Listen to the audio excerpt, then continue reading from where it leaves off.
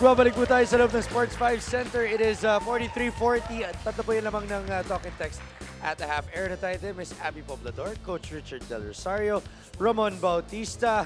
And now, let's head on into ang bago natin segment dito sa Sports 5 Center. Ramon, it's your time to shine. Okay, guys. Ganito yan.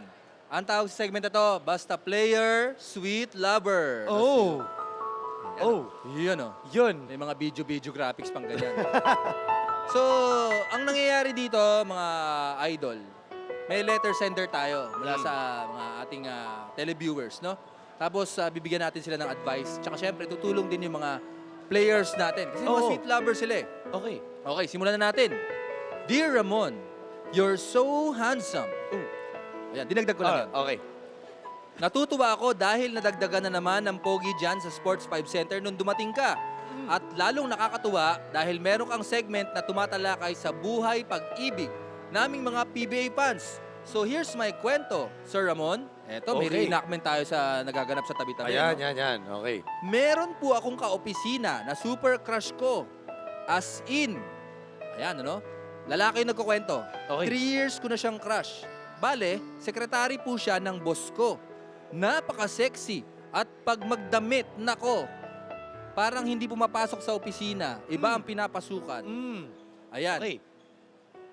Lagi ko siyang nakakausap pagdating sa mga business matters. Ayan. Pero hanggang hi at hello lang ako dahil natotorpe ako sa kakaibang ganda niya. Ayan, natotorpe. Ayan, kaya hi. Hindi pa siya maka-hi. Hihingi sana ako ng advice kung paano magandang diskarte para mayaya ko siyang mag-lunch or dinner date. Natatakot kasi ako na may maunang manligaw. Sayang naman yung chance ko. Thank you, Sir Ramon, and more powers. Natotorpe, Elmer Gutierrez of Cainta, Rizal. Nice. Ayan. Yan. Nakakatorpe nga naman kung ganyan kaganda eh, no? Naman. At ngayon, siguro panoorin natin yung mga pinapayo ng mga players natin. Oh, sige.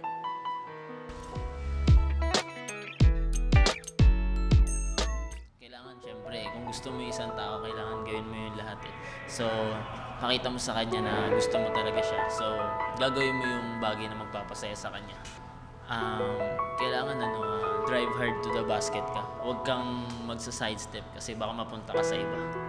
Kung ano yung nasa puso niya, kailangan ipaglaban niya yan eh. Diba? Siyempre, mahirap yung magsisisi sa huli. Wala namang masama kung itry eh. Diba? Malay mo, maka-jackpot. Kung gusto mo yung tao, Elmer, kailangan sabihin mo sa kanya or na pagkatid lang ng Starbucks o ng kape. Gawin mo yun or kung may inuto siya, ikaw kagad yung magrepresenta. Siguro, gumawa ka ng way para mapansin ka niya. Naman. Grabe. Kita mo ng mga pinayo ng mga medyo bad boy natin mga players, no? Drive hard to the basket. Oh, wag na Ayun. daw yung mga sidestep. Wala na, di ba? Siyempre, baka masilat ka pa dyan, ano? Oo. Ito. Yan, yun ang gusto ko yung sinabi rin ni Bo Belga. Yung sunggaban mo kaagad. Sunggabang. Grab. Teka lang, eto. Hindi ba yung Maganda. sinabi niya? Reenactment tayo para sa nanonood. Para Reenactment? alam niya kung paano susunggaban. Ha? Okay. 5, 4, 3, 2, 1, action! Ayoko. Wag.